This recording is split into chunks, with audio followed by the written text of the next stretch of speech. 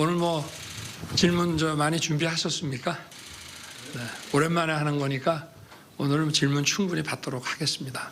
이제 시작할까요? 네, 모두 자리에 앉아주시기 바랍니다. 먼저 오늘 기자회견 사회를 맡은 대변인 김수경입니다. 이제부터 질의응답 시간을 가질 텐데요. 오늘 기자회견은 사전에 예고해드린 바와 같이 국민께서 궁금해하실 만한 사안들을 대통령께서 직접 소상하게 설명해드리는 자리입니다. 주제 제한 없이 질문을 받기는 하겠으나 주어진 시간 내에 가능한 많은 주제들을 다루기 위해서 편의상 정치 현안, 외교 안보, 경제, 사회 분야로 나누어서 질문을 받도록 하겠습니다. 먼저 정치 현안에 대해서 질문을 받도록 하겠습니다. 질문하실 분들은 손을 들어주시고 지목이 되면 일어나셔서 소속 언론사와 성함을 밝혀주시기를 바랍니다. 네, 질문 원하시는 분은 손을 들어주시기 바랍니다. 네, 뉴시스의 박미영 기자님. 안녕하세요. 뉴시스 박미영입니다. 재작년 취임 100일 기자회견 이후에 21개월 만에 이렇게 국민들이 궁금해하는 점들을 대통령께 여쭙고 직접 답변을 받는 자리를 마련하게 돼서 늦었지만 그래도 다행이라고 생각합니다. 앞으로 오늘을 계기로 더 많은 소통하는 자리를 만들어 주시기를 기자단을 대표해서 부탁드립니다. 그리고 좀 첫 질문이라서 편안한 질문을 드리고 싶지만 지금 전국상 총선 패배에 대해서 여쭙지 않을 수 없겠습니다. 그래서 대통령께서 생각하시는 총선 패배의 원인이 무엇인지, 그리고 그걸 기반으로 해서 앞으로 국정 운영 방식에서 어떤 부분에서 가장 크게 변화를 추구하려고 하시는지 좀 구체적으로 말씀 주시기 바랍니다.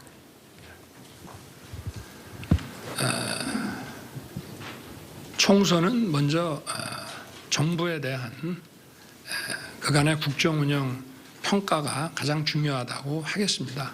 그래서 그동안 제가 국정 운영해 온 것에 대해서 이런 국민들의 평가가 좀 많이 부족했다, 이런 것이 담긴 거라고 저는 생각하고 있습니다. 그리고 앞으로 이제 그동안에 제가 미흡했던 부분들을 또 생각을 하고 부족한 부분이 뭐였는지 좀 고민을 많이 했습니다. 결국은 이제 민생에 있어서 아무리 노력했더라도 국민들께서 체감하는 변화가 많이 부족했다. 그리고 정부의 이런 정책과 이런 것을 국민들에게 좀 설명해드리고 또 좀 소통하는 것이 많이 부족했다, 이렇게 생각을 하고 있습니다. 그래서 앞으로는 중요한 것은 결국은 경제라고 생각합니다. 그리고 이런 기업의 성장과 일자리 창출, 이런 구조적인 것도 중요하지만 국민 한 분 한 분이 민생 현장에서 느끼는 어려움, 불편함, 이런 것들을 더 적극적으로 저희가 찾아서 해결해 드리는 것이 중요하다고 생각하고요. 그리고 이런 소통, 특히 국민과의 소통은 저는 민생 토론이나 다양한 간담회에서 수천 명의 국민을 만나긴 했습니다만은 앞으로 이 언론과의 소통을 더 자주 갖고 이렇게 해서 언론을 통해서 또 국민들께 설명하고 또 이해시켜드리고 또 저희가 미흡한 부분을, 부족한 부분도 솔직하게 말씀드리는 이런 기회를 계속 가져야 되겠다고 생각하고 있습니다. 네, 다음 질문 받겠습니다. 네, 조선일보의 김동하 기자님. 네, 조선일보 김동하 기자입니다. 방금 총선에 대해서 말씀을 해주셨는데, 야당에서는 총선에서 나타난 민심이 결국은 이 현 정부의 그 국정 기조 전환을 요구하는 거다라고 말을 하고 있습니다. 대통령께서는 이재명 대표와 첫 회담도 하긴 했지만 총선 후에 어떤 대통령실의 인선이나 내놓는 메시지가 그렇게 총선 전과 얼마나 달라졌는지 크게 와닿지는 않는 것 같은데요. 야당에서는 실망스럽다는 표현도 했습니다. 앞으로 정말 남은 3년간 어떤 국정 기조를 어떤 전환하실 생각이 있는지 그렇다면 특별히 인선이나 어떤 정책에서 그 부분을 어떻게 반영하실 건지가 궁금합니다. 저희가 더욱 소통하는 정부 또 민생에 관해서 국민의 목소리를 더욱 경청하는 정부로 바뀌어야 한다는 그런 기조 변화는 저는 맞다고 생각합니다.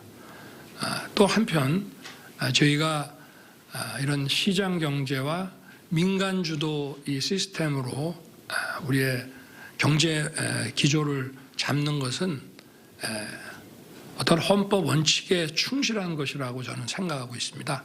그래서 그 기조는 또 일관성을 유지해야 하고 일관성을 유지할 것 또 바꾸고 고쳐야 될 것들을 더 세심하게 가려서 고칠 것은 고치고 또 일관성을 지킬 것은 지키고 이렇게 하겠습니다. 네. 네, 다음 질문 받겠습니다. 네, SBS 이한석 기자님.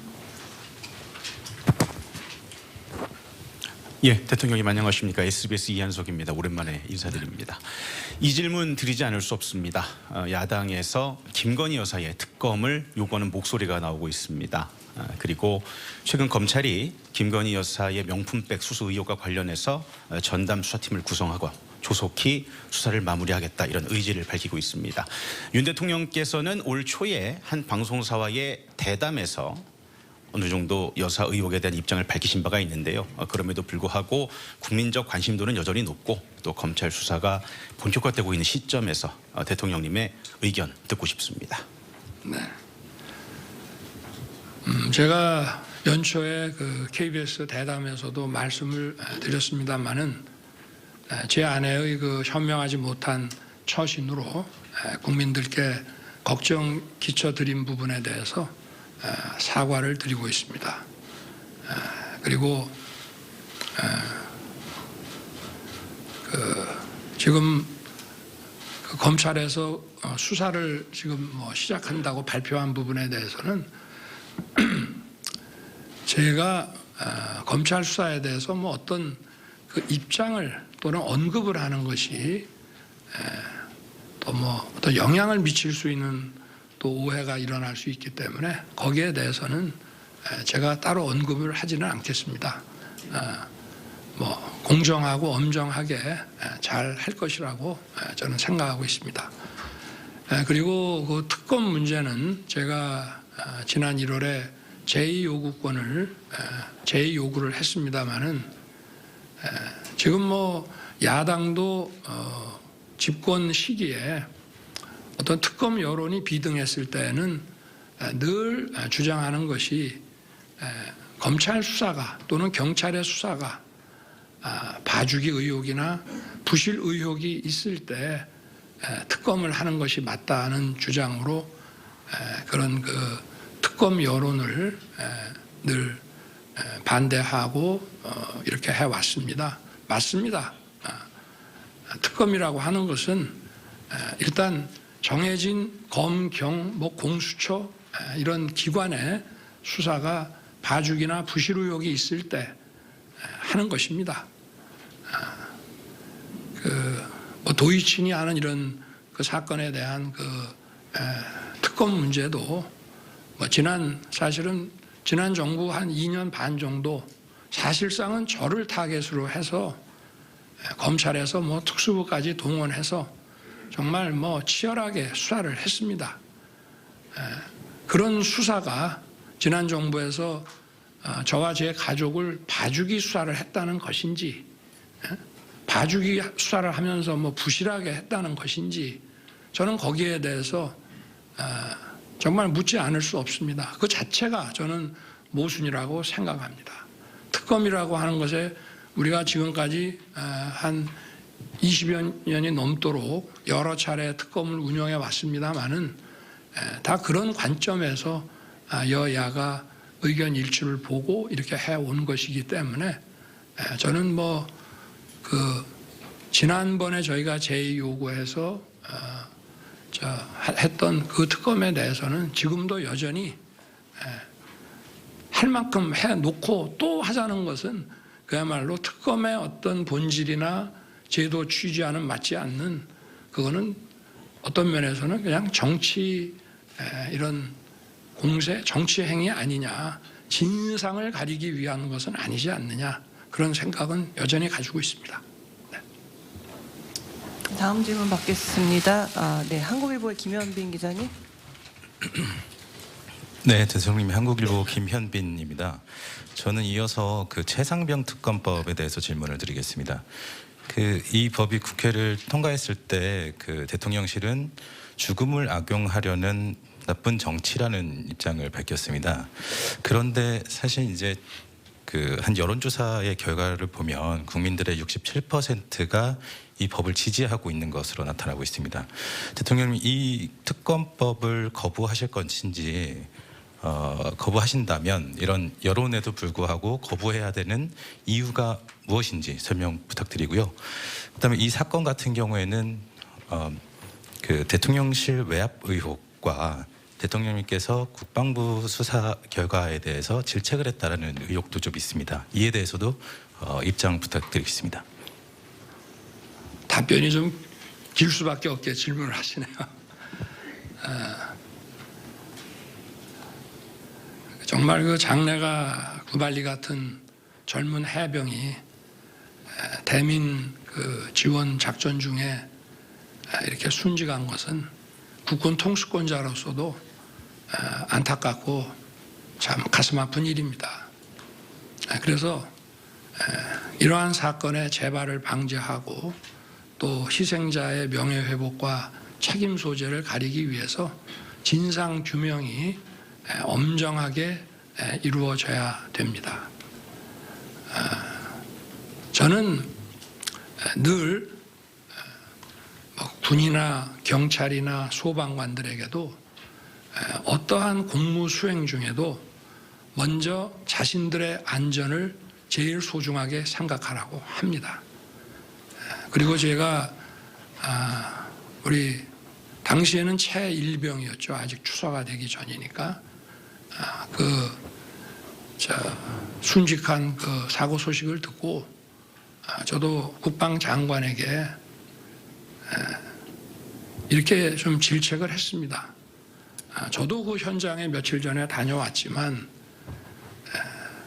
어떤 생존자를 구조하는 상황이 아니라 돌아가신 분의 그 시신을 수습하는 그런 일인데 왜 이렇게 그 무리하게 진행을 해서 이런 그 인명사고가 나게 하느냐. 또 앞으로 이제 여름이 남아 있고 또 홍수나 태풍이나 이런 것들이 계속 올 수 있는데 앞으로 대민 작전을 하더라도 이런 일은 절대 일어나면 안 된다. 이렇게 좀 질책성 당부를 한 바 있습니다. 지금 경찰과 공수처에서 수사를 진행하고 있고 또 그것이 나중에 검찰로 송치돼서 또 2차 보완 수사를 거쳐서 또 아마 기소될 사람들은 재판으로 넘어갈 것입니다. 저는 이 수사를 지금 담당하고 있는 수사 관계자들이나 또 향후에 여기에 대한 재판을 담당할 관계자들도 모두 저나 우리 국민과 똑같이 그리고 최상병의 가족들과 똑같은 그런 안타까운 마음으로 열심히 진상규명을 할 것이라고 저는 믿고 있습니다. 어떻게 이 사건을 대충 할 수가 있겠으며 그리고 수사를 하면 다 드러날 수밖에 없는 일들입니다.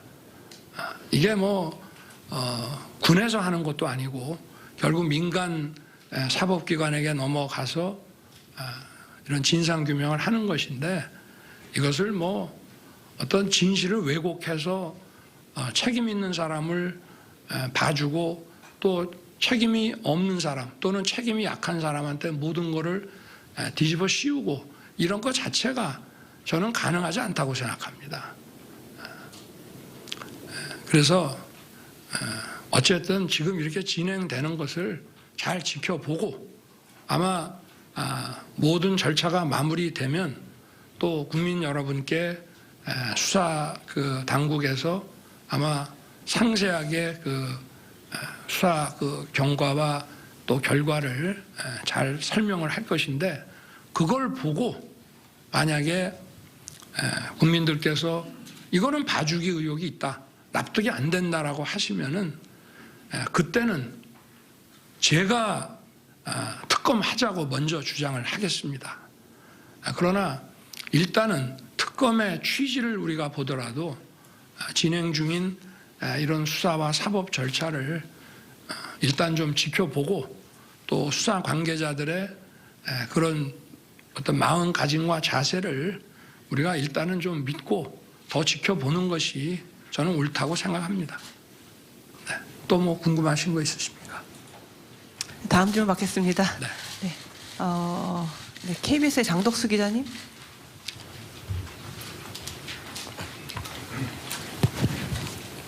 네, 안녕하십니까. KBS 장덕수입니다. 대통령께서는 총선 이후 협치와 소통을 강조해 오셨는데요. 더불어민주당 이재명 대표와 첫 단독 회담도 가지셨습니다. 하지만 최상병 특검법, 방금 말씀하신 최상병 특검법 등 주요 현안들을 두고 대치 정국이 여전히 이어지고 있습니다. 대통령께서 협치 강화를 위해 어떤 실질적인 방안을 생각하고 계신 게 있는지 궁금하고요.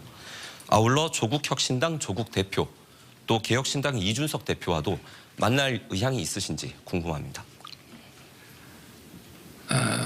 제가 뭐 소통을 강화하겠다고 하고, 특히 또 언론과의 소통, 정치권과의 소통을 더 열겠다고 말씀을 드렸습니다.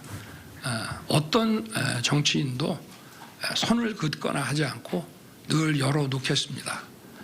그리고 이 협치라고 하는 것이 한술밥에 배부를 수 있는 것이 아니고, 또 우리 정치가 오랫동안 지나치다 싶을 정도로 어떤 과잉 어떤 갈등 이런 것들을 만들어 가면서 우리 정치가 진행돼 왔습니다. 그래서 협치를 한다고 뭐 제가 민주당 대표 이재명 대표를 만났다 그래서 하루아침에 분위기가 확 바뀌고 협치가 되지는 않는다고 저는 생각합니다.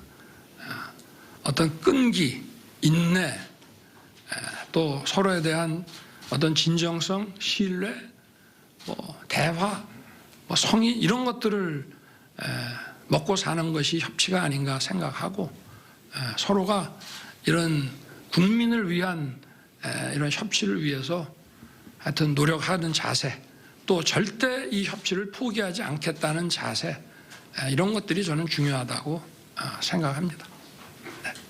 다음 질문 받겠습니다. 네, 한겨레 이승준 기자님. 네, 한겨레 이승준입니다. 네, 최상병 사건부터 여쭙겠습니다. 이종섭 전 국방부 장관은 최상병 수사협 사건의 피의자였는데 호주 대사로 임명하셨는데 왜 임명하셨는지, 그리고 그 당시에 출국 금지 상태였는 거를 알고 계셨는지 궁금합니다. 먼저 출국 금지는 인사 검증을 하는 정부 기관에서도 전혀 알 수 없는 것입니다.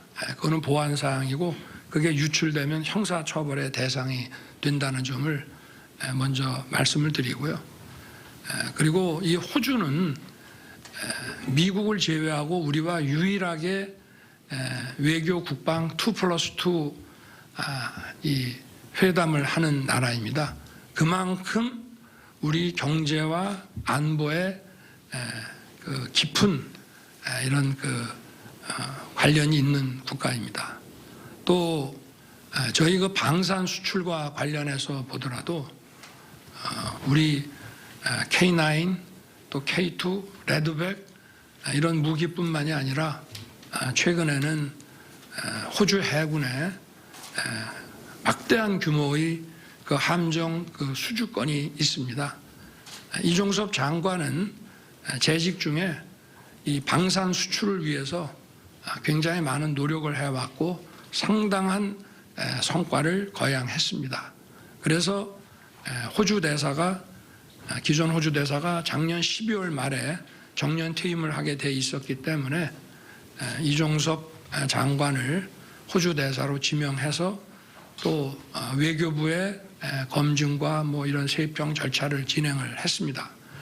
그리고 공수처에 작년 뭐 9월경에 고발됐다는 것은 기사를 보고 알았습니다마는 공수처에서 뭐 소환을 하거나 이런 게 진행이 됐다면은 저희들도 좀 검토를 했을 텐데 공수처에는 사실 굉장히 많은 사건들이 고발돼 있습니다.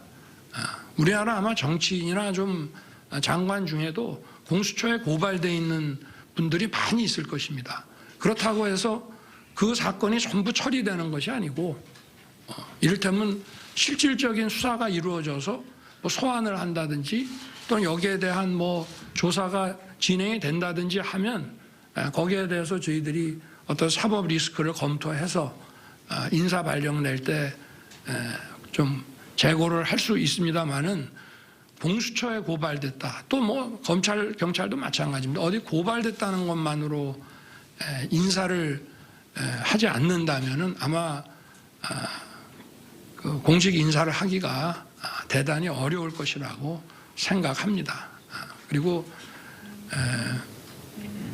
그 본인이 또 그 대사 아그레망이 그 떨어진 이후에 이제 아그레망이 아마 1월에 넣어서 한 2월 말 3월 초에 그 호주 정부에서 그 아그레망을 준 것으로 알고 있는데요.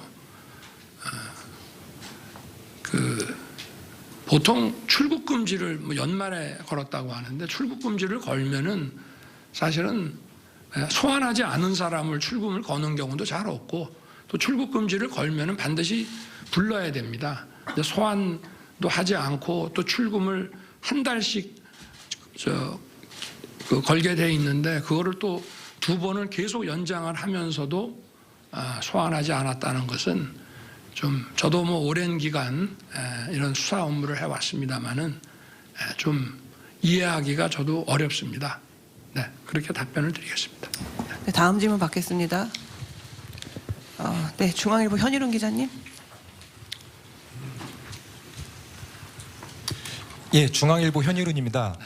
그 대통령께서는 용산 시대를 열며 참모 뒤에 숨지 않고 국민께 있는 그대로 직접 설명하겠다고 해 기대가 컸습니다. 지금 이 자리를 빌려 다시 그런 기대를 갖고 질문 드리겠습니다. 대통령께서는 총선 전 참모를 통해 한동훈 전 위원장에게 사퇴를 요구한 적이 있으신지, 당시 왜 그러신 건지, 혹 잘못 알려진 게 있다면 좀 바로 잡아주시고요. 그렇다면 한 위원장과는 과거에 비해 지금은 다소 소원해진 관계인지 그것도 궁금합니다.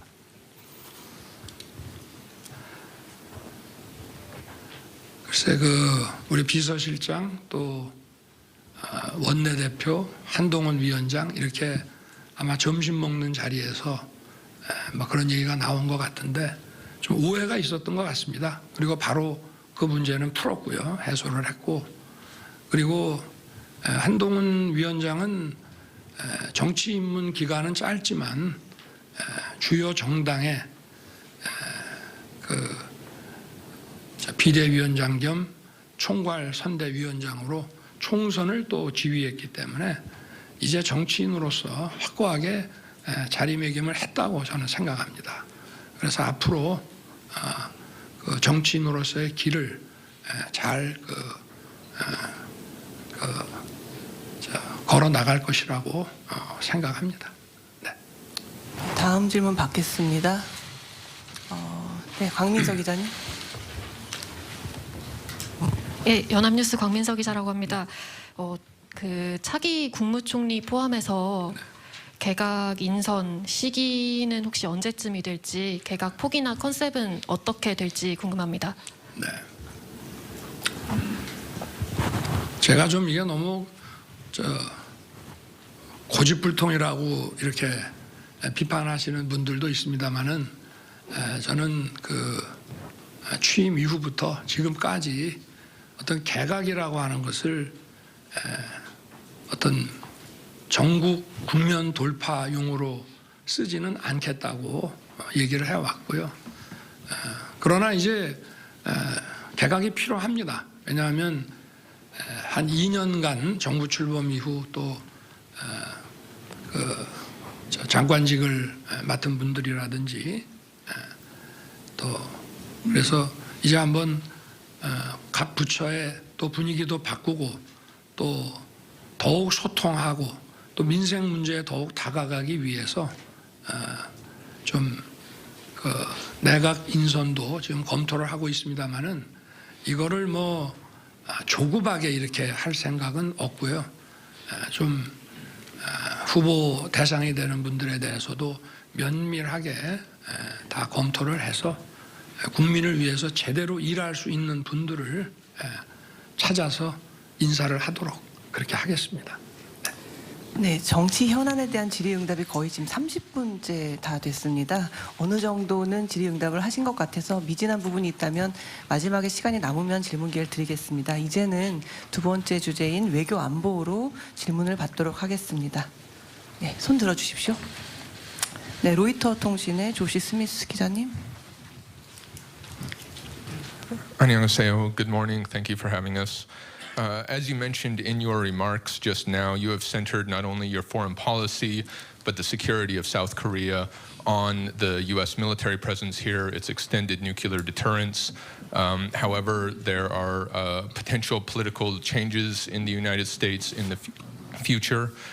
In a recent interview with Time Magazine, former President Donald Trump, who is of course running to return as president, said that it doesn't make sense to defend a wealthy country like South Korea. What are you doing right now, given the current negotiations on the SMA and other issues, to try to future-proof this relationship with the United States? Is there an amount that is too much to pay? And would you ever consider agreeing to a larger role for U.S. troops here that look beyond simply defending against North Korea? 감사합니다. 예, 대통령 로이터의 조시 스미스 기재국장입니다. 이렇게 기회 주셔서 감사드립니다. 대통령께서 모두 발언에서도 말씀하셨듯이 대한민국의 외교 정책 그리고 안보 정책을 주한미군과 또 한미 확장 억제에 기반을 두고 있다고 하셨습니다. 현재 미국에서 잠재적인 정치적 변화가 있습니다. 최근 트럼프 전 대통령이자 유력 공화당 후보인 트럼프 전 대통령이 타임즈와의 인터뷰에서 한국과 같이 부유한 국가를 방어할 필요가 없다는 취지로 이야기했습니다.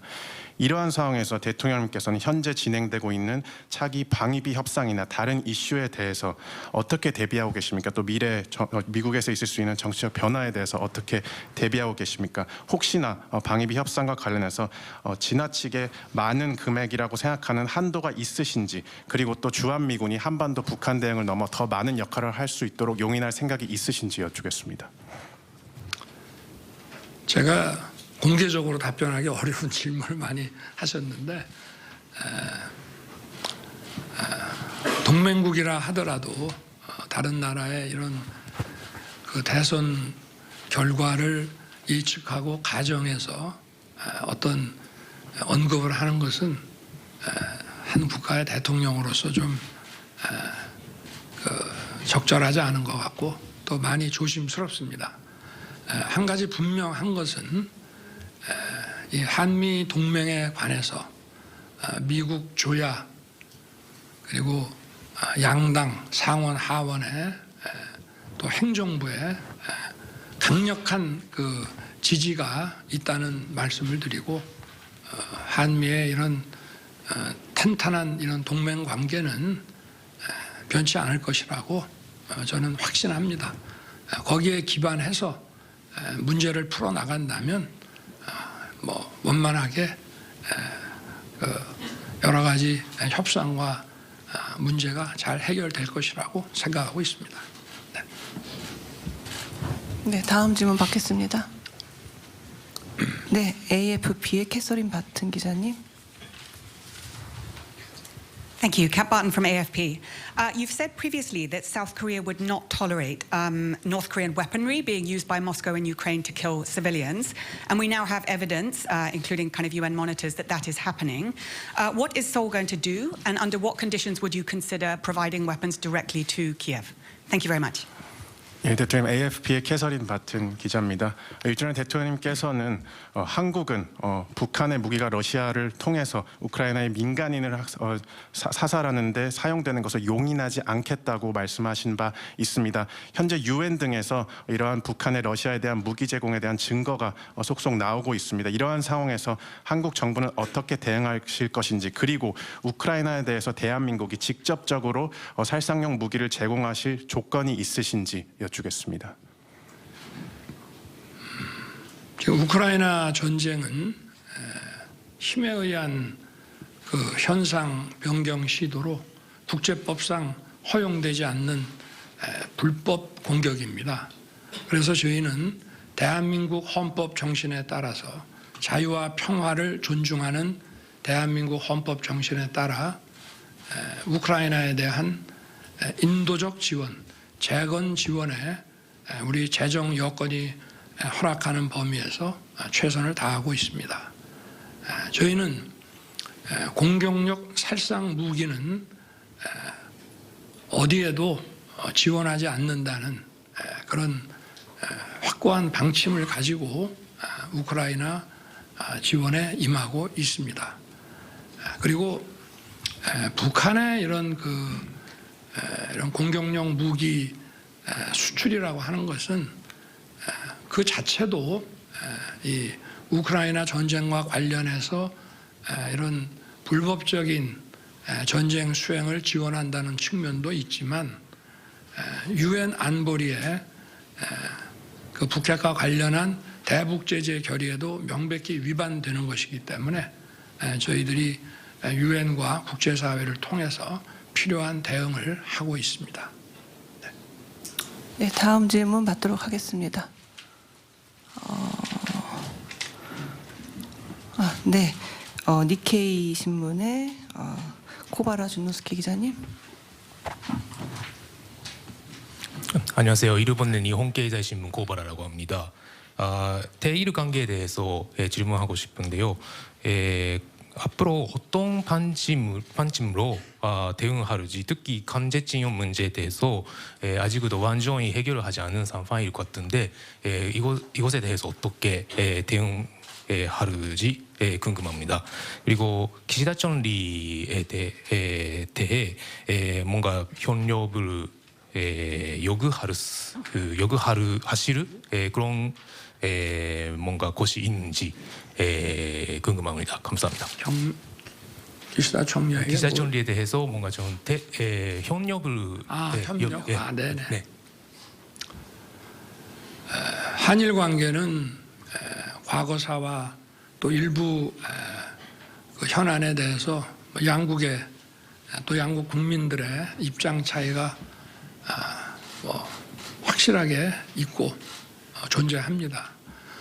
그러나 이 한일 관계는 우리 양국의 미래와 또 미래 세대를 위해서 우리가 어떻게 할지를 생각해야 된다고 봅니다. 그래서 제가 어려움이 많았습니다마는 우리의 미래를 위해서, 또 구체적으로는 북핵 대응을 위해서, 또 양국의 경제 협력을 위해서,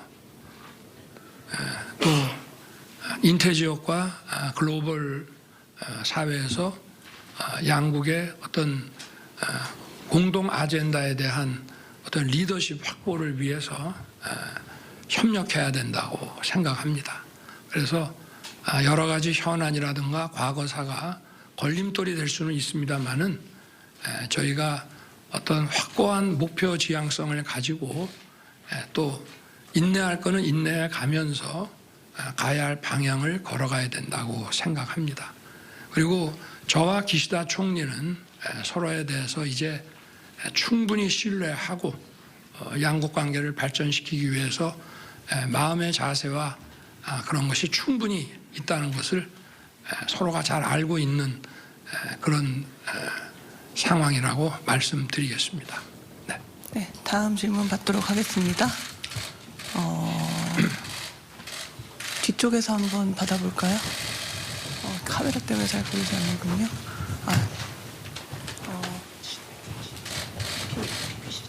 BBC 짐 맥킨지 기자님. 안녕하세요. I just wanted to follow up about Russia's military cooperation with North Korea, because in buying weapons from North Korea, Russia is seemingly crossing what would, I imagine, be a number of red lines for South Korea.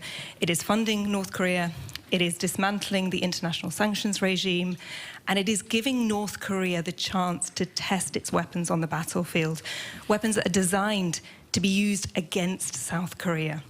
And yet, so far, your government has taken limited action against Russia. The Russian ambassador said recently that South Korea was the friendliest of unfriendly countries. So could you please spell out to us, what are your current red lines when it comes to Russia's cooperation with North Korea? And how will you respond to Russia? What will you do if it crosses these red lines? And just specifically, how will you respond if Vladimir Putin visits Pyongyang to meet with Kim Jong-un? 예, 대통령, BBC의 맥킨지 기자입니다. 저는 러브 군사 협력에 대해서 추가로 질문드리겠습니다.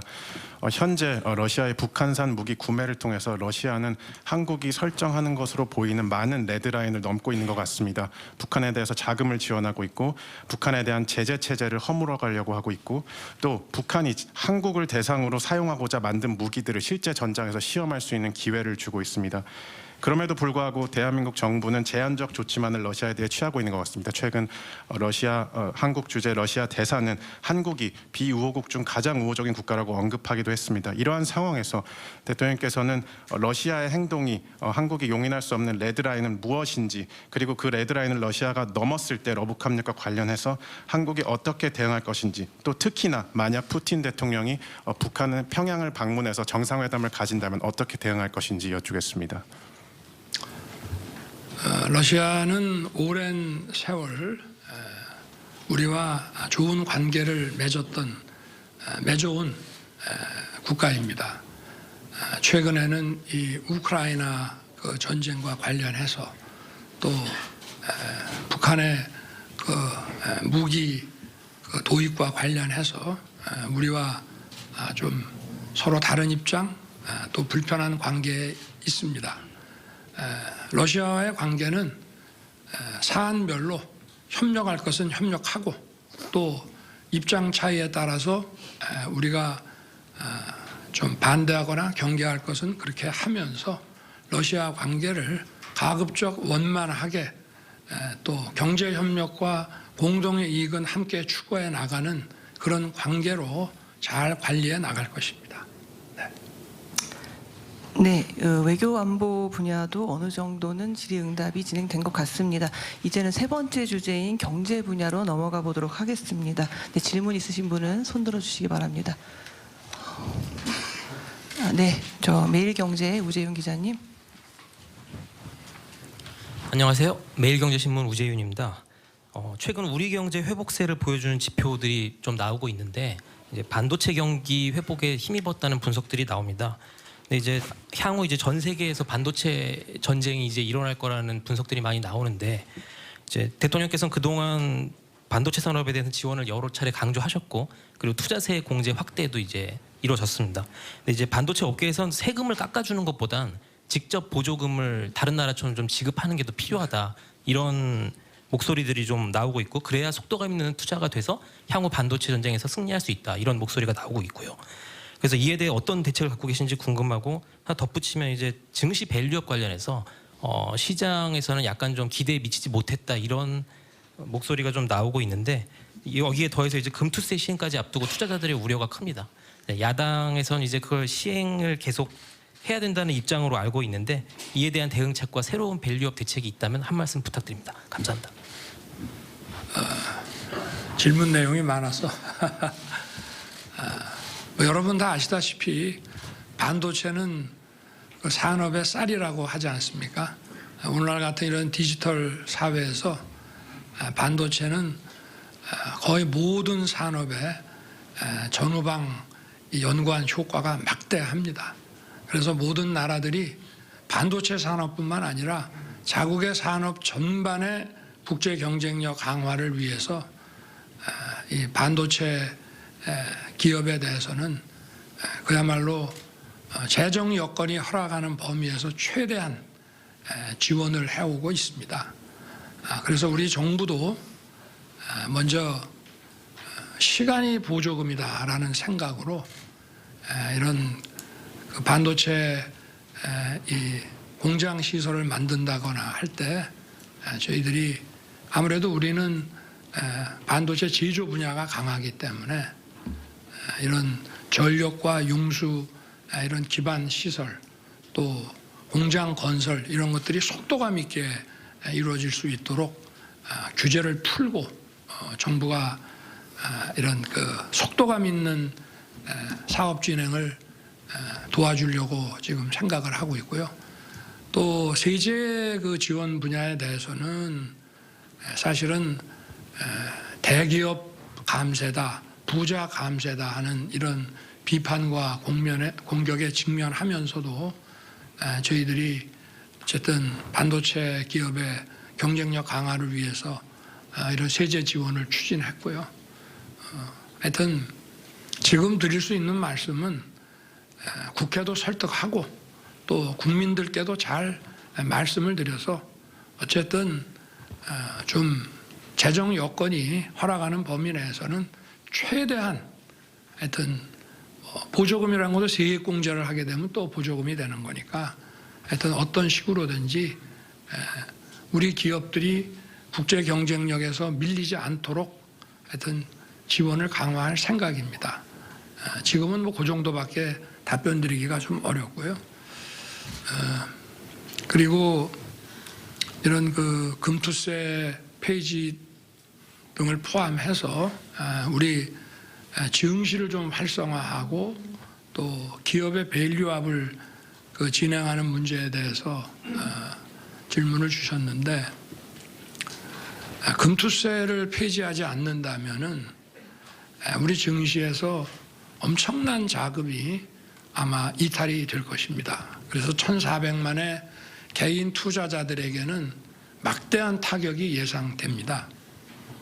우리나라는 이런 금융투자, 주식투자와 관련해서 배당소득세라든지 상증세 이런 것이 선진국에 비해서 매우 높습니다.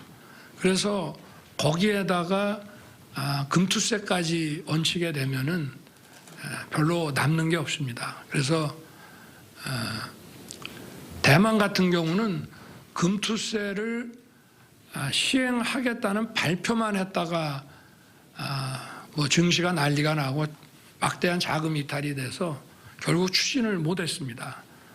저는 아무쪼록 국회가 이 문제를 1,400만 개인 투자자의 어떤 그 이해가 걸려 있을 뿐 아니라 또 자본시장이 좀 무너지게 되고 재기능을 못하게 되면 그것이 또 실물 산업에 미치는 영향이 매우 크기 때문에 앞으로도 이 문제는 국회에 좀 강력히 좀 협력을 요청하고 특히 야당의 협조를 구할 생각입니다. 밸류업 문제에 대해서는 지금 진행하고 있는 얼마 전에 그 금융위 발표에 대해서 시장이 좀 실망감이 컸던 것으로 알고 있습니다만은 진행합니다. 그렇지만 기업을 옥죄면서 빠른 속도로 막 밀어붙이기 식으로 가는 것보다는 이러한 분위기와 환경을 만들어 가면서 기업들의 협력을 먼저 유도해 나가는 방향으로 진행을 하지만 저희가 시장에서 기대하는 그러한 좀 강도 높은 정책들도 계속 펼쳐 나갈 것이기 때문에 이렇게 좀 조금 기다려 주시면은 저희 그 기업 밸류업은 착실하게 단계적으로 잘 진행해 나갈 것입니다. 네, 다음 질문 주시기 바랍니다. 네, 한국경제 도병욱 기자님.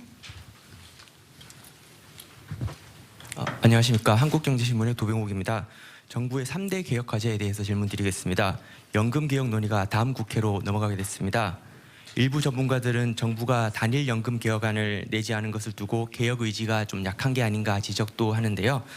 22대 국회에서 논의하기 전에 정부가 단일화를 낼 계획이 있으신지 혹은 대통령님의 연금 개혁에 대한 의지는 여전히 확고하신지 질문 여쭙고 싶습니다. 역대 어느 정부도 연금 개혁 문제에 대해서 방치했습니다. 매년 그 10월 말이 되면 국회에 그 연금 개혁과 관련한 보고서를 제출하게 돼 있는데 그야말로 뭐 간단한 형식적인 보고서만 냈고 국회에서도 뭐 거의 논의를 안 하고 이렇게 더 이상 미룰 수 없는 상황까지 왔습니다. 그래서 저는 지난 대선 때 제가 정부를 맡게 되면 제 임기 내에 국회가 거기서 고르기만 하면 될 정도의 충분한 이런 자료를 제출하겠다라고 약속을 드렸고 그러한 공약을 했습니다. 그리고 작년 10월 말에 그 공약을 이행했습니다. 저희가 이런 수리 통계 자료뿐만이 아니라 뭐 연금 추계를 위해서 제일 중요한 거는 미래의 인구 추계입니다.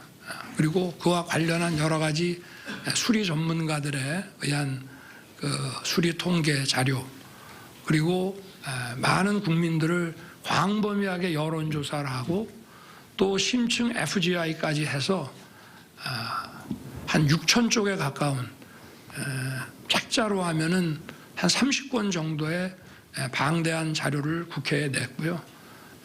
이렇게 될 때에는 이렇게 된다. 이런 여러 가지 조건을 내서 국회가 그거를 선택할 수 있는 그걸 만들어서 냈고 저는 뭐 제가 그 선거 과정에서 약속드린 것은 이제 이행을 했습니다. 그렇지만 지금 그 자료에 터잡아서 국회 연금개혁 특위의 그 논의 속도가 빨라진 만큼 정부도 여기에 더 협조해서 제 임기 내 앞으로 100년 대계인 연금 개혁안이 확정될 수 있도록 해야 되겠다는 생각을 지금 가지고 있습니다. 공약을 넘어서서 이것을 임기 내에 국회와 소통하고 사회적 대합의를 이끌어내서 반드시 이걸 해야 되겠다는 생각을 가지고 있습니다. 그러나 지금 21대 국회가 이제 얼마 남지 않은 상황에서 지금 조급하게 하는 것보다 22대 국회로 넘겨서 좀 더 충실하게 논의하고 지금 국민들께서 아직 언론 기사를 보면은 얼마 전까지 총선을 치렀죠. 또 뭐 총선 끝나고 무슨 특검법이니 뭐니 해가지고 언론 기사의 대부분이 이런 어떤 정치 관련 이런 기사들이 대부분 차지하고 있고 제대로 지금 연금 문제에 대해서 전문가들이 토론하는 그런 기사나 이런 것들을 찾기가 어렵습니다. 그런 것들을 보고 많은 국민들이 연금 문제에 대해서 깊은 관심을 갖게 해서 그렇게 해서 좀 더 폭넓은 공론화 과정을 거쳐서 대합의를 사회적 합의를 이끌어내는 것이 맞다고 생각합니다. 한 번 만들면 최소 70년을 끌고 가야 되는 계획인데 이것을 21대 국회 그 연금 특위의 어떤 실적이나 성과로서 조급하게 마무리할 것이 아니라 22대 국회로 넘기고 다만 제 임기 안에는 이것이 확정될 수 있도록 정부도 적극 협력할 생각입니다. 네. 다음 질문 받겠습니다. 네, 서울경제 강동원 기자님. 네, 서울경제 강동원 기자입니다. 대통령님, 저는 그 물가 이야기를 좀 여쭙고 싶습니다. 그 물가 지표가 이제 4월에 2%대로 좀 내려오고 경제 성장률도 1분기에 좀 깜짝 성장하고 지표는 좋아지고 있는데요. 근데 이제 서민들이 체감하는 이제 생활 물가는 좀 여전히 어려운 상황입니다. 특히 채소나 과일 같은 신선식품이 좀 많이 올라서 좀 서민들이 좀 어려움을 많이 겪고 있는데요. 물가와 관련해서 대통령님께서 생각하시는 대책 혹은 향후 경제 전망에 대해서 말씀 좀 부탁드립니다. 네. 저는 경제 어떤 지표를 관리하는 데 있어서 제일 중요한 것을 물가에 두어봤습니다. 제 취임 이후로 지금까지 여러분도 아마 아실 겁니다. 이 물가 관리를 위해서 저희들이 점검 회의도 많이 하고 이렇게 진행해 왔다는 것을. 물가가 올라가면 실질 임금이 감소되는 것이기 때문에 국민들께서 많이 힘드십니다. 더구나 전반적인 저성장의 늪에 지금 빠져 있는 상황에서 물가 관리를 못하면 민생은 그만큼 힘들어지는 것이기 때문에 물가를 가장 중요한 지표로서 관리를 해왔습니다. 그래서 이번 지금 1사분기 1월부터 4월까지는 우리 물가의 어떤 기조와 흐름을 보여주는 근원 물가는 2.5% 이내로 관리를 해왔습니다만은 이런 소위 말하는 장바구니 물가 또 우리 식당에서 느끼는 이런 외식 물가 이런 것들이 좀 잘 잡히지 않고 있습니다. 농수산 식품에 관한 장바구니 물가는 저희들이 사실은 큰 돈을 안 써도 한 몇백억 정도만 투입을 해서 할인 지원을 하고 또 수입품에 대해서는 할당 관세를 잘 운영을 하면 잡을 수 있습니다. 그리고 지금 이 장바구니 물가는 지금 모든 경제 부처가 달라붙어서 철저하게 지금 관리를 하고 있고요. 이 외식 물가는 이제 그 수입 그런 식품이나 수입 이런 식료품들, 식자재들의 수입 물가가 국제시장 변동으로 인해서 많이 높아져 가고 있기 때문에 그 원인 하나와 이제 인건비 이 두 가지가 이제 외식 물가를 올리고 있습니다. 그래서 하여튼 거기도 마찬가지로 이런 관세를 할당 관세 제도를 잘 활용하고 관세를 아예 물리지 않는 방향으로 해서 수입 원가를 좀 낮추고 그리고 수입선을 더 다변화시켜 가지고 좀 더 싼 이런 식자재들, 식품들을 저희들이 확보할 수 있도록 그렇게 지금 범세계적인 이런 루트와 시장을 조사하고 있다는 말씀을 드리겠습니다. 어찌 됐든 모든 수단을 강구해서 장바구니 물가와 이 외식 물가를 잡는데 정부의 역량을 총동원하겠습니다. 네. 경제 질문도 어느 정도는 정리가 된 것 같습니다. 이따 시간이 조금 남으면 추가 질문 받도록 하겠습니다. 다음으로 마지막 사회 분야의 질문을 받아보도록 하겠습니다. 질문 있으신 분들은 손 들어주시기 바랍니다. 네, 영남일보의 정재영 기자님. 네, 안녕하십니까. 영남일보 정재훈입니다. 저는 비수도권 지역 현안인 국토 균형 발전 관련해서 두 가지 질문을 드리고 싶습니다. 현 정부에서 공공기관 이전이나 혁신도시 시즌2 같은 과제들이 국정과제로 추진은 되고 있지만 아직 미흡하다는 것이 지역의 공통적인 의견인데요. 이에 대해서 남은 임기 동안 대통령님이 어떻게 이 문제를 풀어가실지 답변을 듣고 싶고, 그리고 두 번째는 민생 토론회인데요. 우리 또 경북 지역이나 아니면 광주, 전북 그리고 제주까지 나머지 지역들도 열리지 않고 있고 또 열린 지역 같은 경우에도 대통령께서 대구는 확 바꿔보겠다 이렇게 말씀을 해주셨지만 아직 이에 대해서 구체적으로 어떻게 로드맵은 나오지 않아서 향후에 이에 대해서 열린 지역에 대해서 점검회의라든지 향후 대책을 어떻게 수립하실지 답변해 주시면 감사하겠습니다. 네. 먼저 경북, 전북, 광주, 제주 네 군데를 아직 못 갔는데 곧 네 군데도 가서 민생 토론회를 할 계획을 잡고 있고요. 또 민생 토론회를 준비하려고 하면 여러 가지 현안 또 그 지역의 희망사항 또 이것이 현실화될 수 있는지 그런 것도 다 검토를 해야 됩니다. 검토가 상당 부분 돼 있습니다. 그래서 선거 총선 직후에는 또 여러 가지 현안들이 많아서 못했습니다만은 아마 다음 주부터 다시 시작이 될 겁니다. 그리고 이제 민생 토론회에서 나온 그 과제들, 저희가 24번의 민생 토론회를 하고 2차례의 점검 회의를 해서 24번의 민생 토론회에서 나온 약 244개의 과제들을 전부 점검을 했고 또 후속 조치 그 추진 상황을 대통령실과 총리실이 꼼꼼하게 점검하고 있습니다. 절대 빈말이 되는 민생 토론회가 되지 않도록 잘 챙기겠습니다.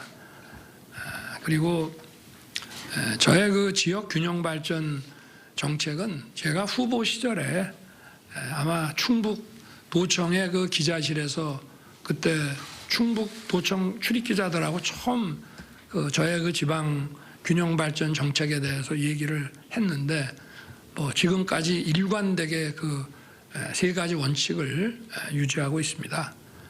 첫째는 지방의 그 어떤 재정 자주권 또 정책 결정권을 더 보장해 주고, 두 번째는 그 지방의 각 지역이 스스로 비교 우위에 있다고 판단되는 이런 사업들을 스스로 발굴을 하고 중앙정부는 규제 완화나 재정이나 이런 여러 가지로 밀어주고, 세 번째는 우리나라 어느 지역에서나 공정한 교통 접근성을 갖게 한다는 것이 저의 3대 균형 발전 원칙입니다.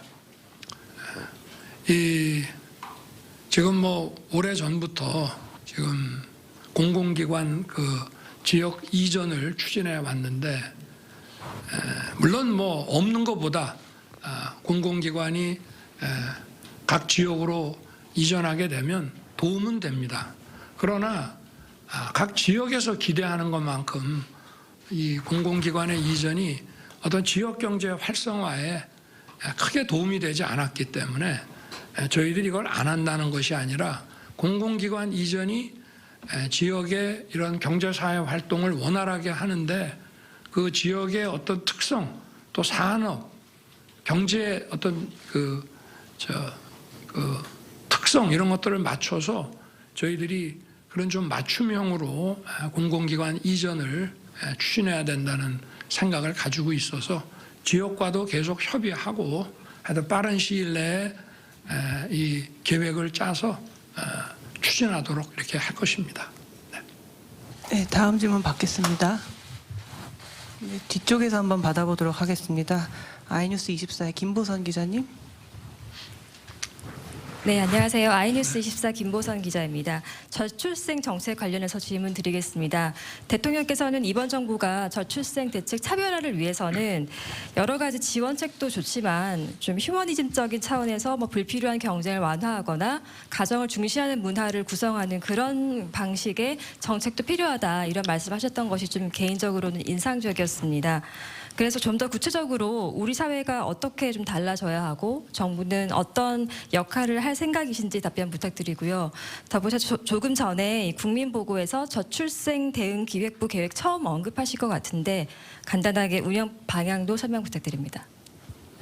먼저 그 저출생 대응 기획부라는 정부 이런 추진 부처를 신설해서 컨트롤 타워 역할을 맡게 하겠다는 것부터 먼저 말씀을 드리겠습니다.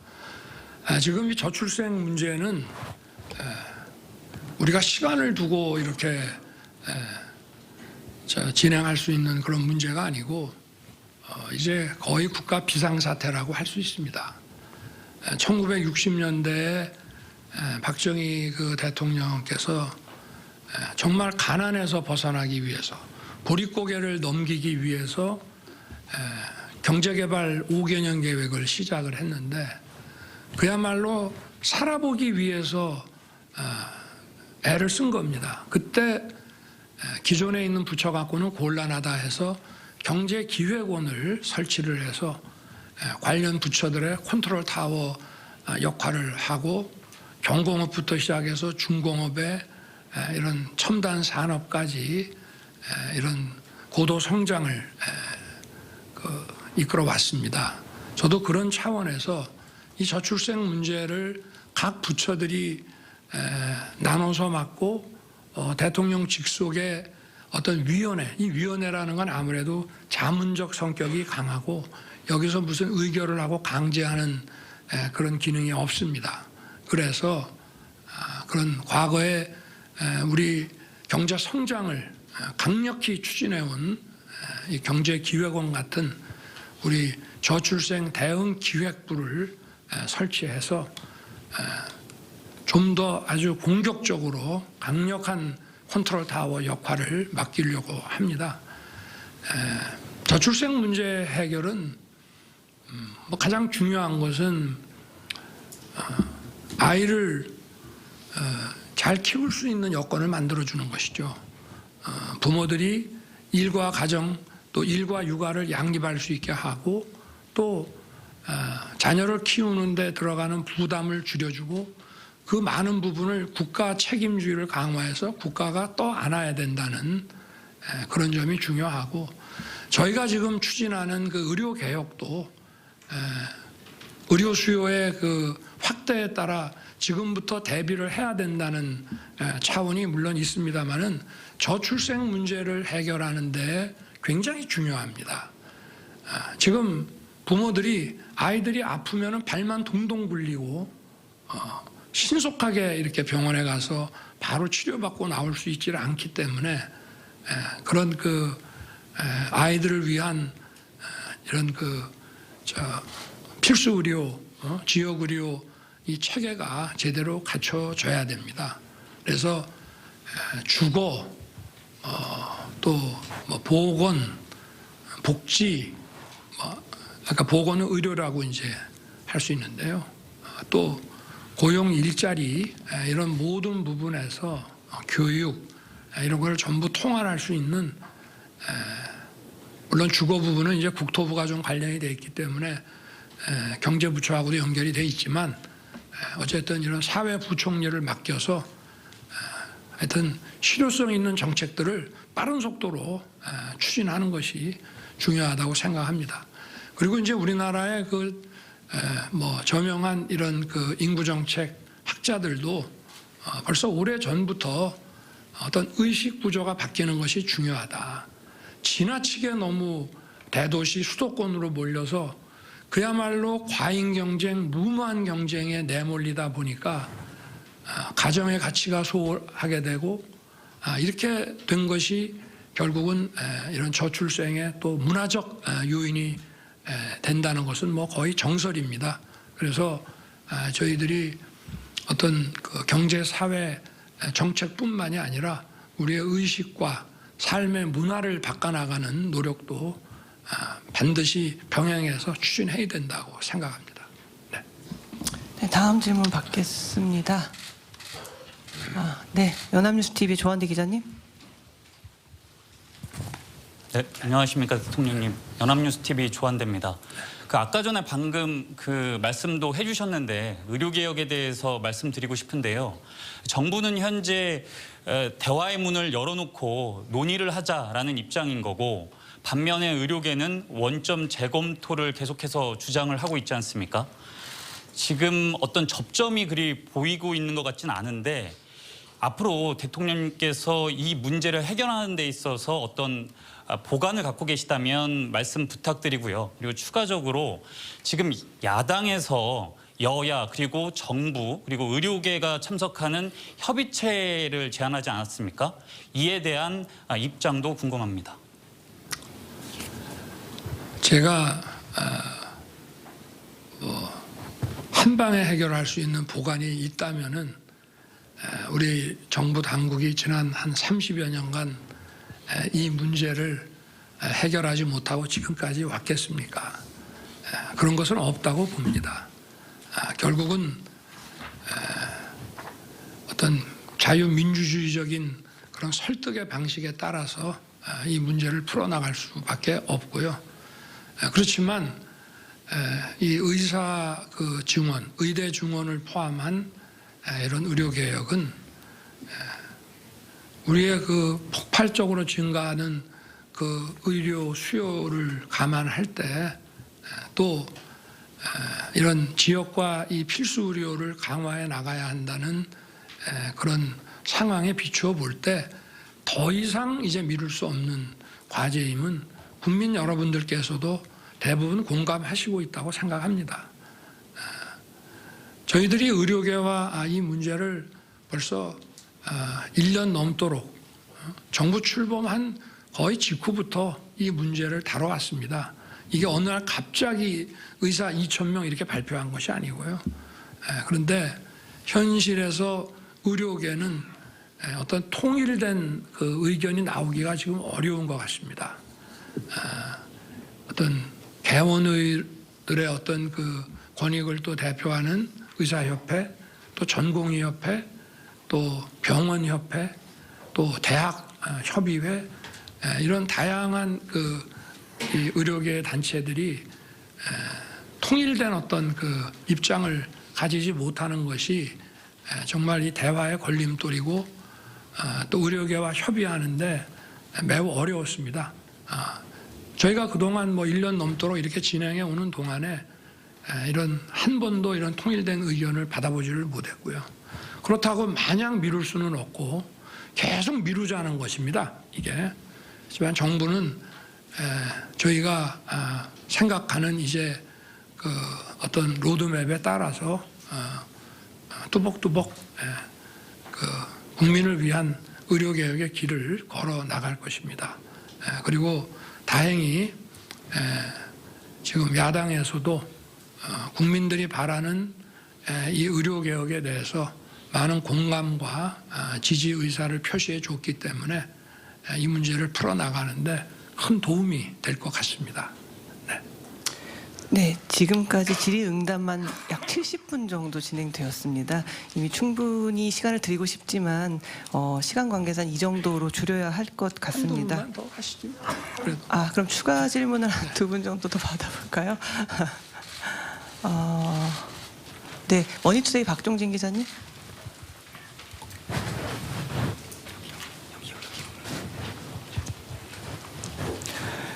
머니투데이 박종진입니다. 저는 세금 질문을 추가로 드리고 싶습니다. 대통령께서는 지난 2년 동안 부동산을 비롯한 주요 분야에서 자유민주주의 원칙에 어긋나는 이른바 징벌적 과세 문제를 지적하시면서 세금의 어떤 정상화 이런 부분들을 추진을 하셨습니다. 하지만 여기에 대해서 그동안 야당은 부자 감세 이런 비판을 계속 해왔습니다. 문제는 이번 총선에서 이런 야당이 압승을 거둔 상태입니다. 이 앞서도 이제 질문이 나왔지만 금투세를 비롯해서 여러 가지 문제들이 많은데 당장 내년부터 시행을 여부를 결정해야 되는 문제들도 있고 아니면 그동안 한 번씩 거론하셨지만 중장기적으로 검토를 해야 되는 상속세 문제라든가 여러 많은 문제들이 있는데 지금 상황에서 앞으로 남은 임기 3년 동안 세금 정책을 전반적으로 어떻게 가져가실지 설명을 부탁드리겠습니다.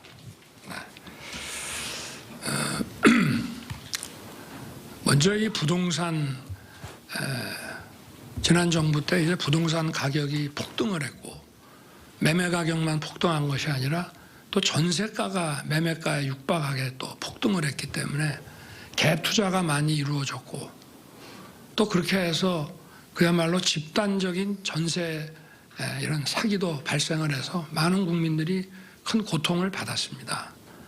저는 이 문제가 이 부동산이라는 이 자산에 대해서 시장 원리를 무시했기 때문에 일어난 일이라고 생각합니다.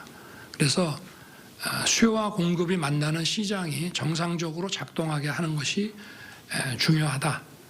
이것이 뭐 부자 감세니 뭐 이런 비판도 많이 있습니다만은 세금이라는 것도 과도하게 들어가게 되면은 시장을 왜곡시킵니다. 이거는 과거 정부에서도 있었던 것이고요. 예를 들어서 양도소득세를 중과세를 한다 하면은 벌써 시장이 왜곡이 됩니다. 시장 가격은 제대로 공급이 안 돼서 시장 가격은 한 30억 되는데 부동산 그 물건을 쥐고 있는 사람 입장에서는 그거를 팔면은 세금 다 내고 또 보유세 내면은 자기한테는 이게 10억짜리밖에 안 되는 것이면 벌써 이것이 시장의 왜곡을 초래하게 되고요. 그리고 세금이라고 하는 것도 어떤 그 시장 질서를 왜곡하지 않는 범위 내에서 세금이 부과되어야 하고, 또 과도한 세금은 이 매매 거래 시장도 있지만 임대차 시장도 있습니다. 여기에 대해서 과도한 세금이 부과가 되면은 또 경제적 약자인 임차인에게 조세 전가가 또 이루어지기 때문에 있는 사람한테 더 걷겠다고 하는 그런 당초의 의도가 결국은 더 어려운 사람들에게 부담으로 돌아가는 일이 많습니다. 그래서 저희의 이런 부동산 관련 정책은 크게 세 가지로, 이 시장에 어떤 그 물건이, 건물이, 집이 충분히 공급될 수 있도록 건축 규제, 재건축 규제를 완화한다 하는 것과, 또 과도한 어떤 징벌적 과세를 완화해서 시장이 정상적으로 돌아가게 한다는 것, 그리고 그 재건축을 시행하는 그 사업자나 또는 주택을 구입하려는 그런 분들에게 또 원활하게 이런 그 대출이 이루어지도록, 자금 공급이 이루어지도록 해서 시장을 정상화시키는 게 저희 목표입니다. 누구를 부자를 감세하고 이렇게 하려고 하는 것이 아니고요. 그래서 결국은 국민 모두가, 특히 중산층과 서민들이 이런 그 안정적인 이런 주거 보장을 받을 수 있게 해주는 것이 목표고요. 앞으로도 국민과 또 국회를 더 설득해서 이 문제가 하여튼 시장의 정상화를 통해서 풀려나갈 수 있도록 노력하겠습니다. 네, 마지막으로 한 분만 더 받도록 하겠습니다. 다 손을 드셔서. 네, TV조선의 조성호 기자님. TV조선의 조성호입니다. 아까 한동훈 위원장 얘기가 나왔는데, 그 한동훈 위원장하고 오찬이 불발된 이후에 혹시 따로 연락을 하셨거나 아니면 따로 연락이 온 적이 있는지 한번 여쭤보고 싶고요. 그다음에 차후에 다시 그 만남이 성사될 만남을 혹시 다시 하실 계획이 있으신지 좀 여쭤보고 싶습니다. 아니, 저와 20년이 넘도록 이렇게 교분을 맺어온 한동훈 위원장을 언제든지 만날 것이고요. 또 아마 선거 이후에 본인도 많이 좀 지치고 또 재충전이 필요한 것 같아서 부담을 안 주고 기다리는 것이 맞지 않나 이렇게 생각을 해서 있습니다만은 언제든지 식사도 하고 만나게 될 것이라고 말씀드리겠습니다. 네. 시간 관계상 모든 분께 기회를 드리지 못한 것 죄송하게 생각합니다. 그럼 이것으로 윤석열 대통령의 취임 2주년 기자회견을 마치겠습니다. 함께해 주신 내외신 언론인 여러분, 또 시청해 주신 국민 여러분 모두 감사드립니다. 대통령께서 이석하시겠습니다. 네, 지난 2년간 여러분들 많이 도와주셔서 정말 고맙게 생각합니다. 또 앞으로 이런 기회를 더 자주 만들어서 여러분들 뵙도록 이렇게 하겠습니다. 고맙습니다.